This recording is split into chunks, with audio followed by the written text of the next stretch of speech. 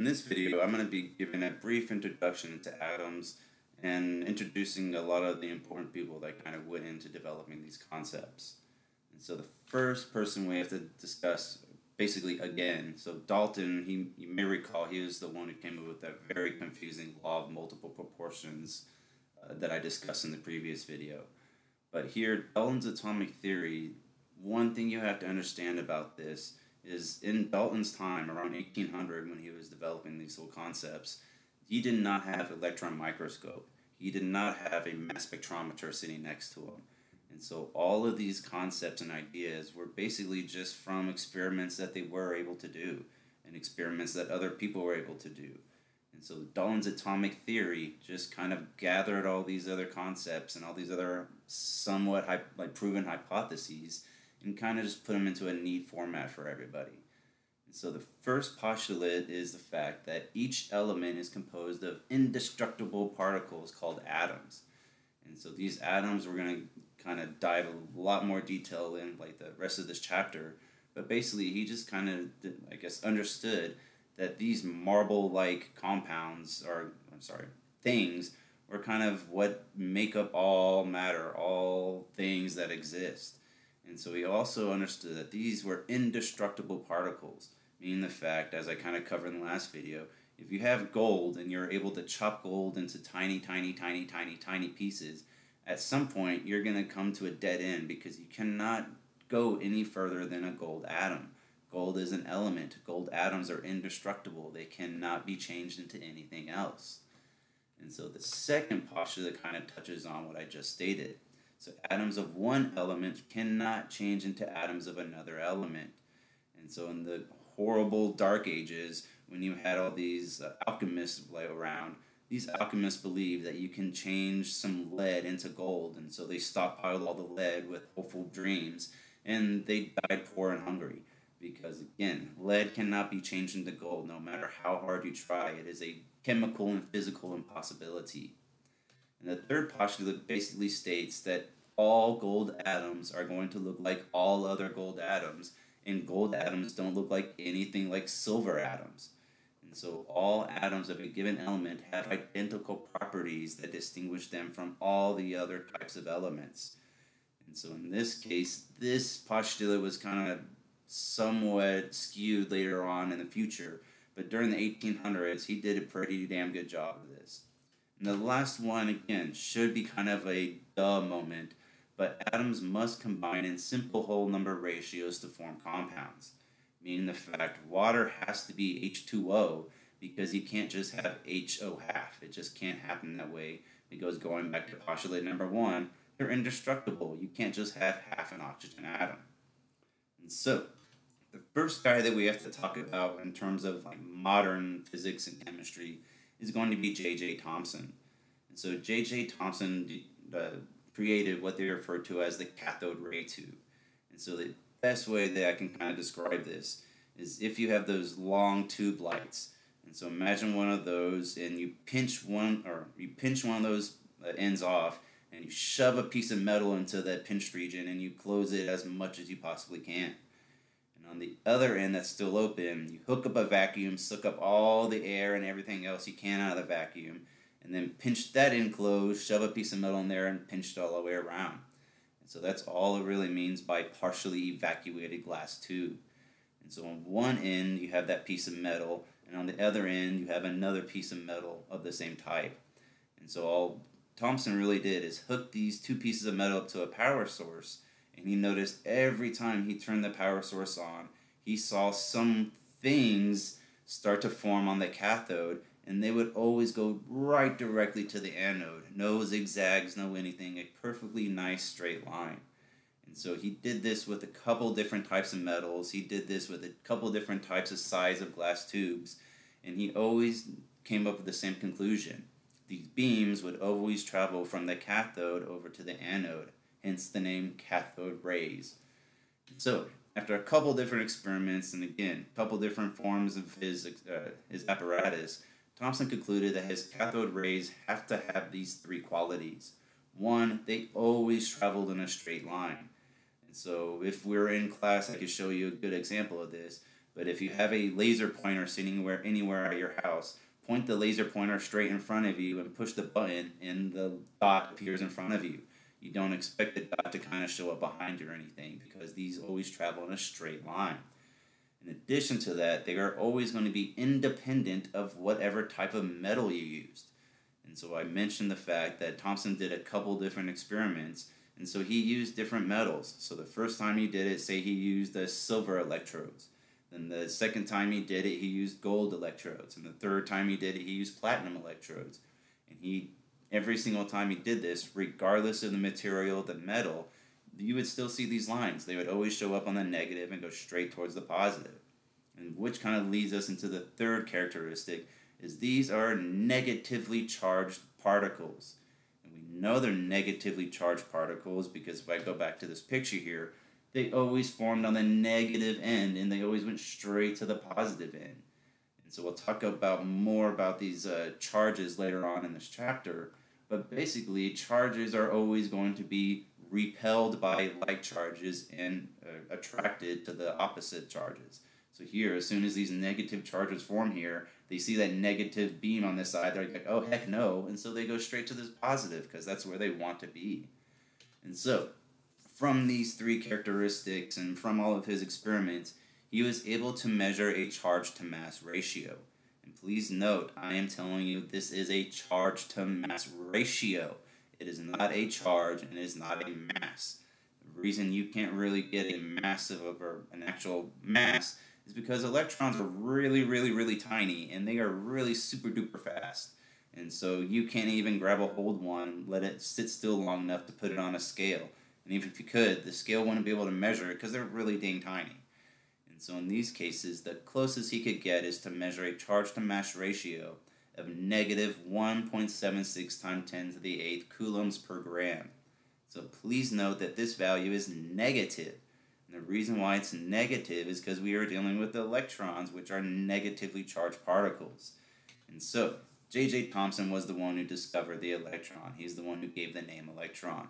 And so it's a negatively charged, very, very, very, very light particle that's in all atoms. And he knows it's in all atoms because it happened on all different types of materials he tested. And so this picture, you may not even kind of know what it stands for, but ask your parents about their big old fat TVs they had when they were growing up. And that's basically what this is. You just had a cathode ray tube behind the TV, and whenever the electrical charges changed, the beams went to different areas on the TV and lit up all the diodes. So, history lesson. You didn't know that, right? And so, next guy we have to talk about is Millikan. And so, Millikan is a physicist, and I'm not sure if he just was really creative or he just had this on a weird, nightmare. But Millikan created this apparatus, which is known as Millikan's oil drop apparatus. And so, I'm going to kind of walk you through this, and again, hopefully it should make more sense. But if not, I am going to post a video on Blackboard, so please check it out because they do a much better job than I can here. And so this whole thing starts off with this atomizer. And so the atomizer, it's basically kind of like a squeaky ball that has a hole punched in it. And in addition to that, we have this vial, and this vial is filled up with oil. And so this is regular oil like you would find in your kitchen. And so it's going to be neutrally charged because, again, you don't want to electrocute yourself just making popcorn. And so here you have neutrally charged oil, you squeeze the atomizer, and it sprays this big, a container of oil, and into a tiny, tiny, tiny fine mist on the other side. And so the whole idea here is we're going to take that pool of oil and separate it into tiny individual oil droplets. And so as soon as this happens, all these oil droplets are sitting on this top plate, and this top plate has a tiny little hole in the center.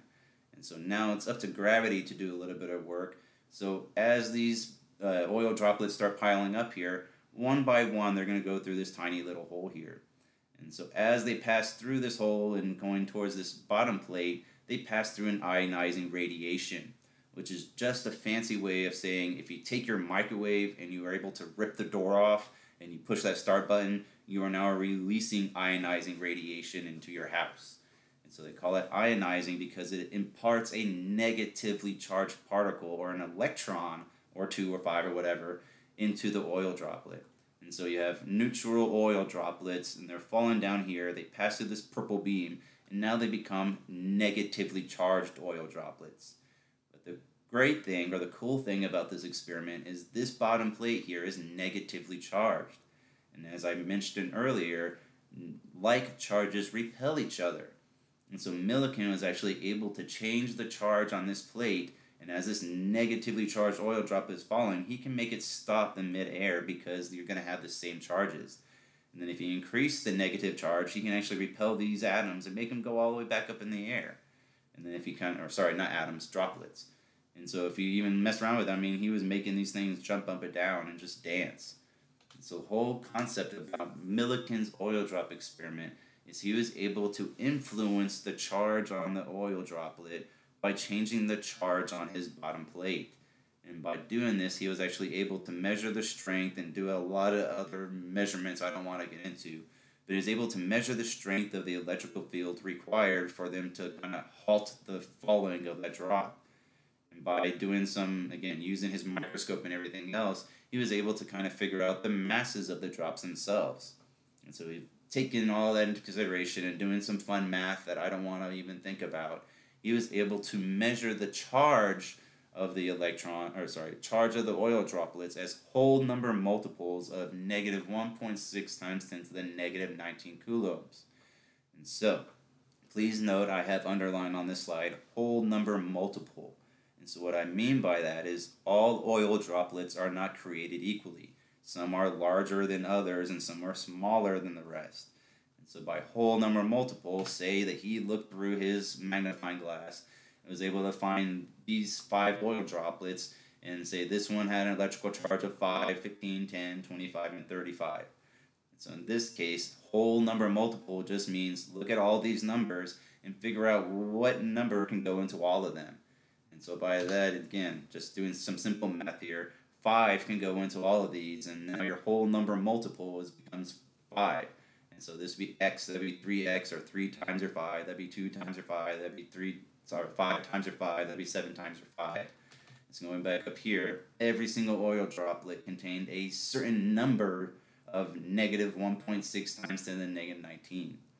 And so, that seems all well and good. We have Millikan who determined a charge. We have Thomson who determined a mass-to-charge ratio. But at this point, we're still missing a very crucial piece of this, and that's the mass of this electron. But luckily, using the old-school dimensional analysis, which existed in their day even, they were able to kind of take a look at what they had here. For instance, they had a charge, and they also had some type of conversion that included charge. And that conversion includes mass. And so if you set up a dimensional analysis problem or a conversion problem here, charge can cancel out with charge, and you're going to be left over with mass. And so using Millikan's charge and using Thomson's mass-to-charge ratio, they were able to empirically figure out that the mass of an electron is 9.10 times 10 to the negative 28 grams. And so I just want you to take a second, pause the video if you have to, but look at that number, 9.10 times 10 to the negative 28 grams. That means that in front of that 9, there are actually 27 zeros before you even get to that 0, or the decimal point. And so this is a very, very, very light particle, and we'll talk about how light here in a little while. Basically, it's so light, we just tend to ignore it in all the math that we do.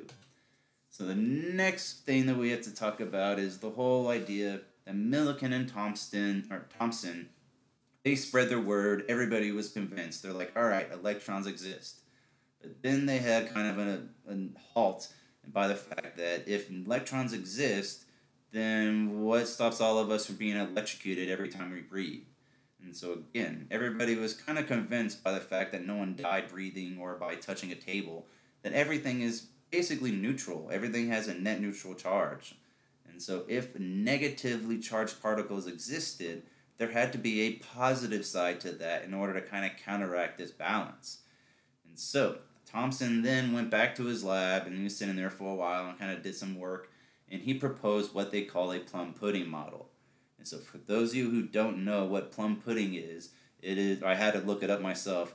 It's a dessert that they have in England, and all I really read is it contained raisins, and so I stopped reading.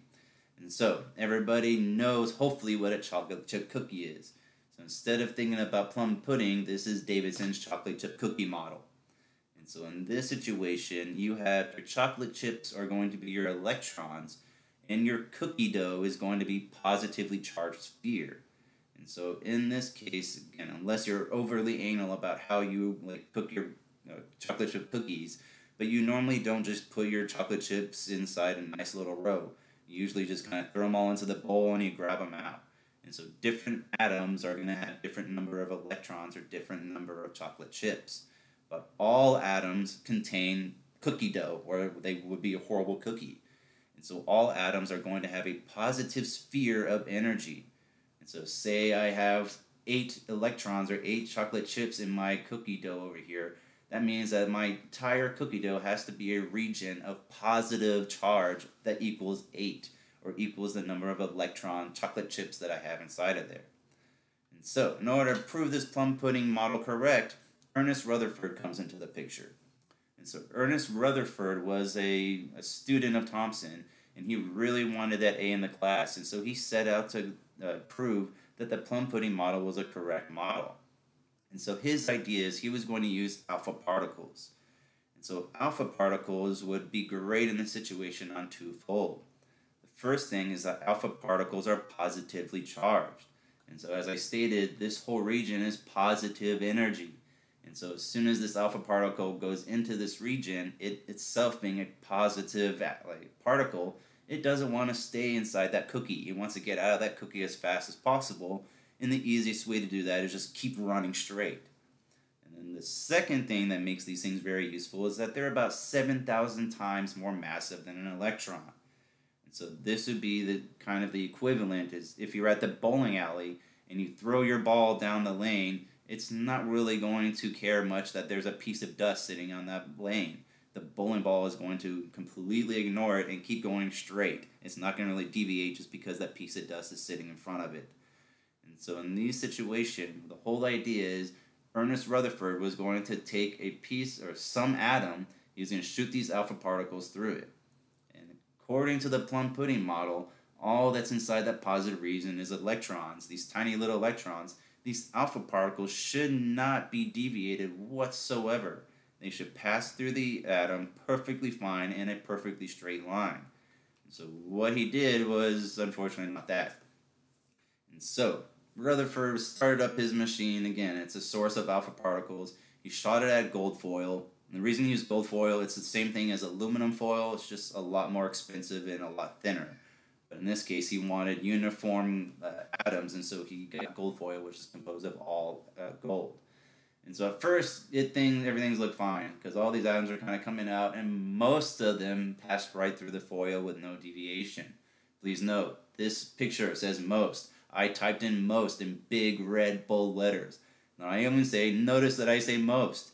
And so most of the atoms did go straight through. But some of those were deflected. And so by that I mean you have the source and it goes straight, and then he sees one go over there. And then it's going straight, and then he sees one go over there. And at this point, Rutherford is not a happy camper because he knows that Thomson's going to find out about this and he's going to fail. But even worse, few of them, and when I say few, I mean about 1 in 20,000, actually went straight to the source or the atom and bounced right back. And so they were actually reflected. And so Rutherford actually is quoted as saying that this makes as much sense as firing a 15-inch shell at a piece of tissue paper and it coming back and hitting you in the face. And so Rutherford was sad, but then he got happy again because this failure actually turned into a very, very, very good thing. It just meant that everybody who had written the science book before this was mad at him because they had to rewrite the whole idea. And so Rutherford did kind of, come up with a general concept and, rearrangement of how these atoms are. And so as I stated, most of the atoms went straight through. And the reason for that is because most of an atom is completely empty space. And so even though you're going to see atoms repeatedly shown to you looking like marbles, that is not how atoms exist. It is basically nothingness. And so most of the atom is empty space. That's why most of those alpha particles went straight through. But a few of them that were deflected is because they came really, really close to the center of that atom. And again, he did a lot of studies on this to figure out what the heck was going on. And he realized that any one of these alpha particles that did not go straight through were really close to the center of that atom. And last but not least, he noticed that the ones that were reflected right back at the source were hitting the atom perfectly smack dab in the center. And so what he realized is that the atom is basically a lot of empty space with a very, very, very, very small, tiny little piece of dense matter right smack dab in the center. But that piece of matter contains all of the positive charge of that atom, because the electrons are still floating around in space. That plum pudding portion, that portion of the plum pudding model was correct. I mean, you have atoms that are just floating around. And so in addition to that, this region around the nucleus, which we'll kind of talk about here in a little while, is what they call the electron cloud. And we call it the electron cloud because it resembles a cloud that you see in the sky. And so if you look at a cloud standing on the ground, it looks nice and fluffy and comfortable to lay on. But as soon as you get in that airplane and you're flying through the cloud, you're like, man, we got gypped. This is just a bunch of water. But the cloud is composed of tiny individual droplets of water that are just kind of ganging up and hanging out close to each other. That gives you the cloud. Same deal with the electron cloud. In the electron cloud, you have a whole bunch of electrons that are just in random motion all throughout this entire electron cloud. So, electrons, we know they exist. Thomson and Rutherford proved it. And protons, we know those exist. Electrons exist because Millikan and Thomson proved it. And we know this empty space area, and again, protons have to kind of exist because, again, Rutherford kind of proved their existence. Again, Rutherford did not discover protons. He just kind of rewrote the model of how the atom is developed. And so, next I'm going to talk about our neutrons. And so, if you look at an atom, you have protons, which have mass. You have electrons, which, as I mentioned earlier, mass is kind of typically ignored. But whenever you just kind of put all these things on the atom or on the scale, the mass of the protons didn't equal up to the mass of the atom. And so it was about 20 years after Rutherford and Millikan were doing all their stuff, James Chadwick kind of came up with this idea of the neutron. And so the neutron is the missing piece or the missing link to missing mass from these atoms. And so the way I kind of describe it is a neutron's like that lazy guy who always comes over to your house. He always eats all your food. He plays all your video games. He leaves a mess, and then he just walks out of the door. And so he shows up. He contributes mass, but in the end of it, that's all he does. And so these neutrons do not have a charge. Remember, protons, positive. Electrons, negative. Neutrons, no charge whatsoever. But protons and neutrons have relatively the same mass. Electrons, again, still to be ignored. And so we'll talk about what these neutrons and what effect they have in like the long run here. So just one last thing to kind of cover how tiny these things are in terms of atoms. And so if the nucleus was the size of a mosquito, again, the nucleus is composed of just protons and neutrons, then the size of the atom would be the size of this stadium. Again, Michigan's just the first one I found on on Google, so that's why it's there. And so this last slide, I'm not really going to go into it too much, but I did want to leave you on like a nice little timeline here. I do not care about dates. Dates are not important. This is not a history class. But I do expect you to be aware of the order in which these guys showed up and the importance of their experiments and what they actually kind of determined. And so what I mean by that is if I ask something about a nucleus or something about a proton, the answer definitely cannot be Dalton. Because at Dalton's time, he didn't know a proton or a nucleus existed. He just kind of said, hey, look, it's a marble, and that is it. And so it wasn't until J.J. Thomson, again, he determined the electron, but it wasn't until 20 years later, after he did all this stuff, that neutrons were even a thing. And so know the order. That will kind of help you out in the long run. Hope that helps out. Please check out the videos I'm going to have on Blackboard as soon as everything gets up and running.